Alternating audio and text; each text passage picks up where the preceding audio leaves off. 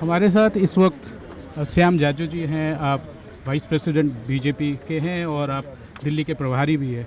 Sir, आज हम एक 104th बर्थ एनिवर्सरी मना रहे हैं हमारे दीनदयाल उपाध्याय जी, जो बीजेपी और इसके पूर्व जो जनसंघ था उसका।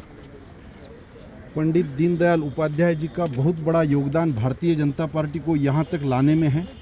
भारतीय जनता पार्टी की जब स्थापना हुई तब पार्टी का जिस प्रकार का काम था, जिस अभाव में पार्टी काम कर रही थी, उस पार्टी का प्रभाव बढ़ाने में दीनदयाल जी का बहुत बड़ा योगदान है।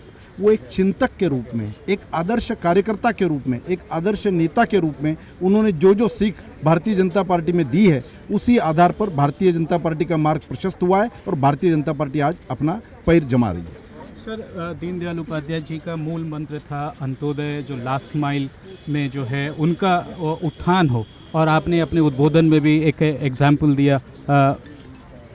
दीनदयाल जी ने आखिरी क्षण तक समाज में अंतिम पंक्ति में खड़े हुए आदमी की चिंता की थी। जब हमें सत्ता में आने का मौका मिला, हम केंद्र में सरकार में हैं, राज्यों में सरकार में हैं, अलग अलग जगह पे एमसीडीज़ में, नगर निगमों में हम सत्ता में हैं, तब हमारे कार्यकर्ता जो गरीबों की बात करते हैं, गरीबों के लिए न्याय की लड़ाई लड़ते हैं, उसमें स्वाभाविक रूप से दीनदयाल जी ने जो चिंतन हमें दिया है, समाज के बारे में सोचने की जो दिशा दी है, उसी दिशा के आधार पर भारतीय जनता पार्टी अपना मार्ग आगे बढ़ा रही है। सर, ये ऐतिहासिक कदम जो पार्लियामेंट में 2 दिन पहले, कल वेंसडे को पार्लियामेंट साइनेडाई हुआ, जो गरीब जो वर्कर्स हैं उनका उत्थान के लिए जो बिल आया है, और उससे पहले 2-3 दिन पहले जो किसानों का जो बिल आया है, शायद ये सच्ची श्रद्धांजलि होगी हमारे दीनदयाल उपाध्याय जी के लिए।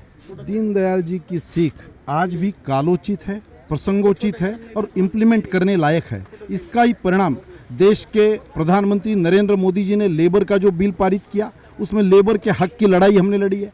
किसानों का हक देने के लिए हमने किसान को सम्मान राशि भेजी है, उसके उपज को योग्य दाम मिलने के लिए कानून पारित किया है। जब नरेंद्र मोदी जी देश के स्वच्छता काम करने वाले कर्मचारियों का सम्मान बढ़ाते हैं और पूरे देश को एकात्म करने के लिए 370 कलम हटाते हैं, इसमें स्वाभाविक रूप से हर स्टेप में दीनदयाल जी ने दिया हुआ चिंतन झलकता है और उसी के आधार पर पार्टी आगे बढ़ती है।